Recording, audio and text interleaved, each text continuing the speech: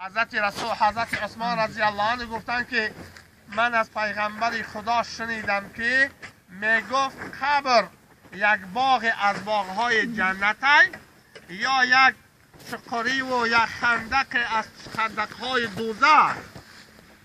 برادری عزیز، قبرم را خودم باغ از باغهای جنت میکنم یا یک خندق از خندقهای دوزخ. برای همین کوشش کنیم که در این دنیا کار کنیم که قبر ما یک باغ از باغهای جنت کنیم. کار کنیم که وقتی که در اونجا ماندن آه آه آه نگیم. کار کنیم که وقتی که نکیر و منکر میان سوال میکنن بنده کی هستی؟ واقعا بنده خدا هستم گفتن را بتونیم. بعضی انسان ها میگن سوالش میکنن بنده کی؟ در جواب میگه بنده خدا. خداوند صدا میکنه دروغ میگه. بنده من میبود در دنیا فرمانبرداری من میکرد. بنده من میبود در دنیا نماز میخواد. بنده من میبود زکات مالش میداد. ماه شریف رمضان روزه میگیرید. بنده من میبود پول مالش دادم حج میکرد. دروغ میگه. برادر عزیز، اون روز دیگه فرصت نیست که سر تا در سجده مونی بگوید خدای من بندتم. اینجا وقت داده است.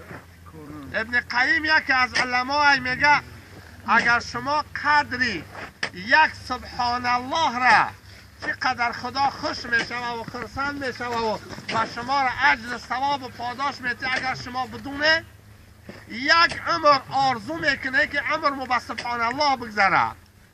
امروز وقت نداریم سبحان الله بگیم. امروز وقت نداریم که مثلا سر ما به درگاه خدا مانیم. پس که آوردنمون این حالت دیگه افسوس فایده نداره و افسوس میخوریم.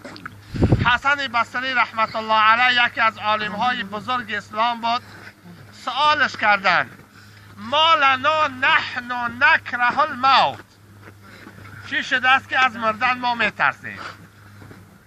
حاضی اگر خبر میکنن که در وجودت کسل رگ سرطان یک هفته بعد میمیری، بسیار بچه خوب میشین، بسیار نمازخون میشین، بسیار روزگیر میشین.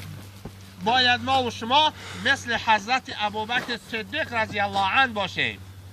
حضرت نگاه کنه چی میگه. امروز کم کم درد عزا و بلا و سر ما بیاید بسیار بچه خوب میشین.